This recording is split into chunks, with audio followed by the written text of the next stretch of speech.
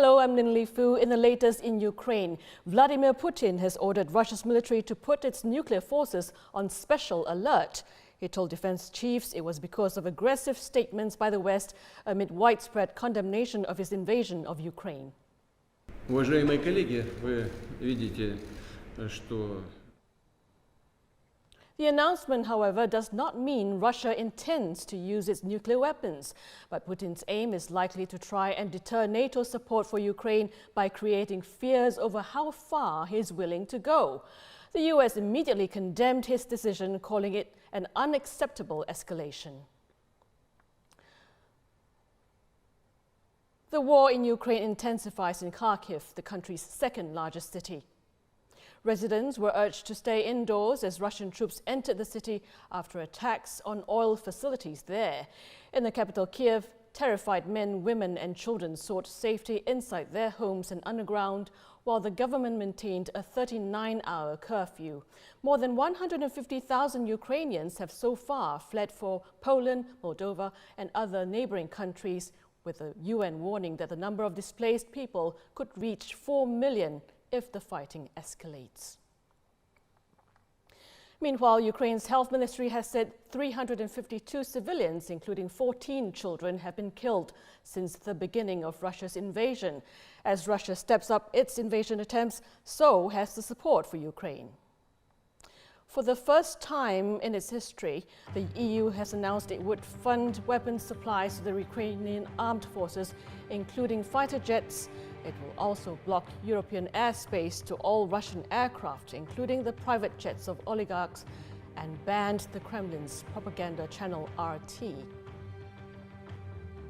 BP announced it would divest its nearly 20% stake in the Russian oil corporation Rosneft.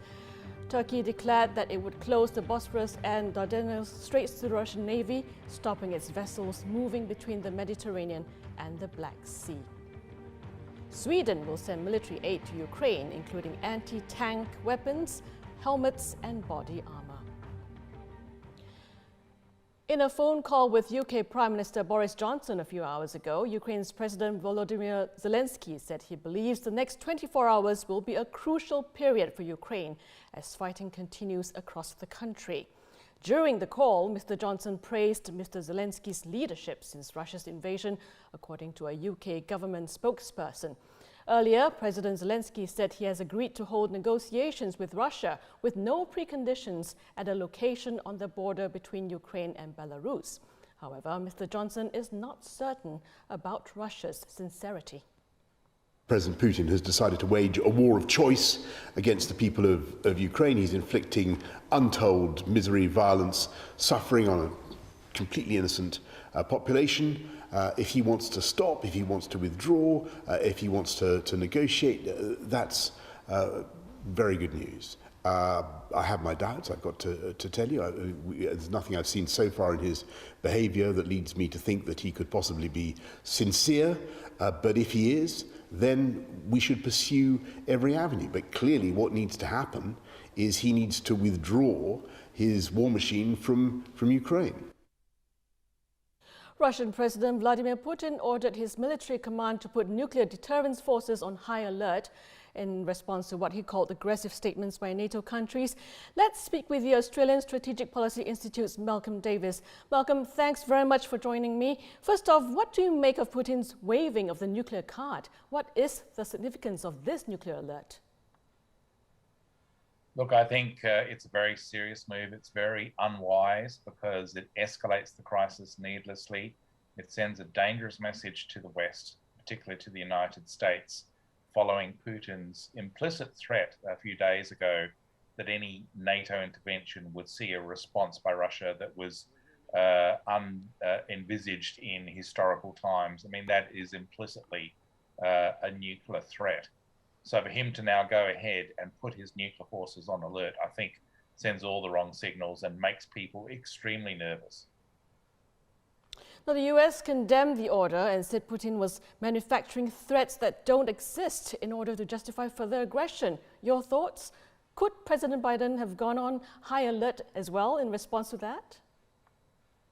I think that the Americans will try to avoid a tit-for-tat response, because if they do that, then the Russians have to respond to the US action. And suddenly you end up in an escalatory cycle that does lead to a nuclear exchange. So the Americans are going to play things very calm and collected. They will watch very closely what the Russian nuclear forces do. And if they see indicators and warnings of a Russian intention to actually use nuclear weapons, then I think they'll move very quickly to put their forces on alert. But they don't want to preempt that if they can avoid it.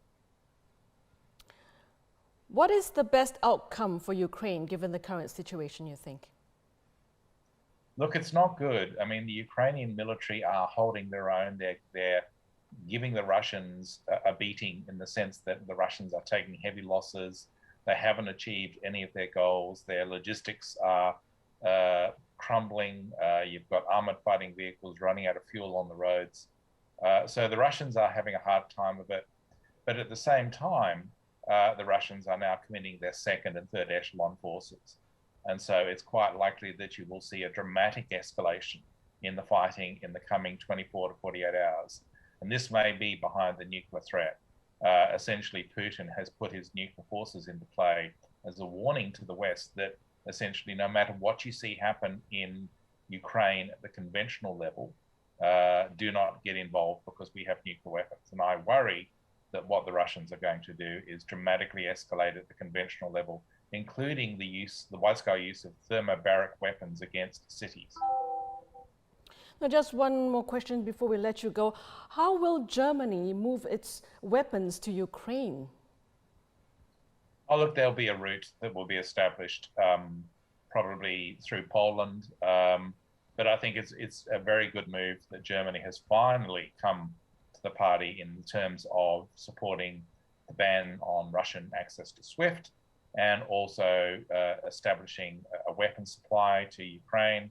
And also, I think most importantly, stepping up to the expectations of funding their own defense forces. Because no matter how this conflict ends out, with the exception of maybe global thermonuclear war, Europe is going to be in a much more dangerous security situation for decades to hence. And I think everyone understands that we've entered a new era of dangerous competition with Moscow that everyone in Europe has to prepare for. Thank you very much for that, for your insights. That was Dr. Malcolm Davis from the Australian Strategic Policy Institute. Now, yesterday, European Commission, France, Germany, Italy, Britain, Canada and the US announced new sanctions on Russia. They include blocking some Russian banks from the SWIFT international payments system. This has resulted in investors anticipating a run on the Russian ruble as people try to change their money for dollars and other denominations. The financial measures are expected to cripple Russia's economy. As developments in Ukraine unfold, videos and images are going viral online on the crisis. We have Straits Times mobile editor Jeremy Au Yong to share his perspectives. Jeremy, how is the crisis playing out online? Hi, Eileen. Well, I think with any modern conflict, we expect the internet to play sort of two different roles when it comes to war like this, to a situation like this. The first one is quite direct in terms of a cyber war where state-sponsored hackers from perhaps both sides are directly engaged in an attempt to hack or disable the internet-linked infrastructure for both countries. That's the first thing, a quite direct cyber war. The second part is really a information battle. So that's where these clips and images or reports come into play. And I think at this stage of the conflict, and the disclaimer here is, I mean, this is a really fast-moving situation. My sense is that this second part, the information war part, is more prominent online than the real cyber war, the direct hacking of each other. That's not to say that that's not going to happen. That's something we're all watching very closely. But at the moment, that information part is what is prominent right now. This information part, as I've seen it, is playing broadly in two areas. The first one is something people call open source intelligence, or OSINT, and the other one is what you referred to in your preamble, which is really these viral videos. So OSINT, open source intelligence, really is a group of, they're not even affiliated, just internet sleuths just out there using photos or data that is publicly available to try and gather really military intelligence. In the days leading up to the Russian invasion and the early days of the invasion itself, this manifested itself in terms of where are the Russian troops, where are they amassing around the border, and where are they coming from, and how fast is the invasion. So all this is, they will look at photos online, they will look at satellite videos, and then they try and piece that together. This is what OSINT looked like in the early days. I think at this point, those internet sleuths have pivoted a little bit.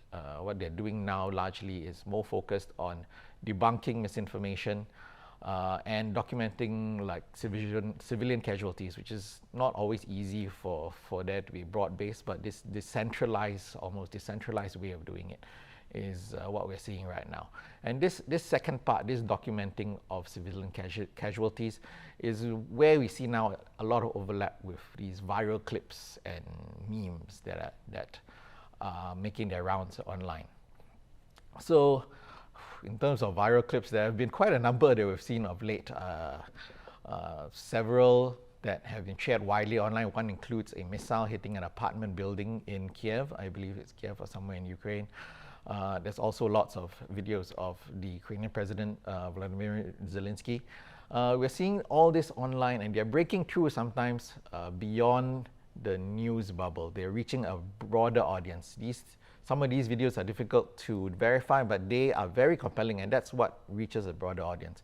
Not everyone in the public is always going to news websites, reading the live blogs, reading the news stories, or watching videos. I think Reuters had last week a live stream of Maidan Square. Some people get this information incidentally from their friends and families sharing that information. And these are where these viral clips come in. And I think the broad point of all this really is a battle online for the hearts and minds of the soldiers, of just the general public. Because especially if you're winning, you want that information to go out to the people on the ground. Because if you are losing and there's a lot of news out there and that shows either your positions getting battered or your soldiers surrendering, that tends to be quite demoralizing for the troops online. So you want to win that. Winning that war for hearts and minds online is as important sometimes as the actual war that's taking place. In terms of that, I think at the moment this battle is being edged by Ukraine, especially on the English-speaking internet. There are certainly parts of the internet where the pro-Russia position is more prominent, but Lynn, I expect in the coming days this battle online to intensify just as the offline battle does. Jeremy, thank you very much for your perspectives. Straits Times mobile editor Jeremy Au Yong there. And you can follow the latest developments and reactions on the Ukraine crisis at straitstimes.com. And remember to subscribe to us so you won't miss any of our breaking news updates. Do activate the bell icon on YouTube and you will be notified the next time we go live. I'm Lin Li Fu. Thanks for watching.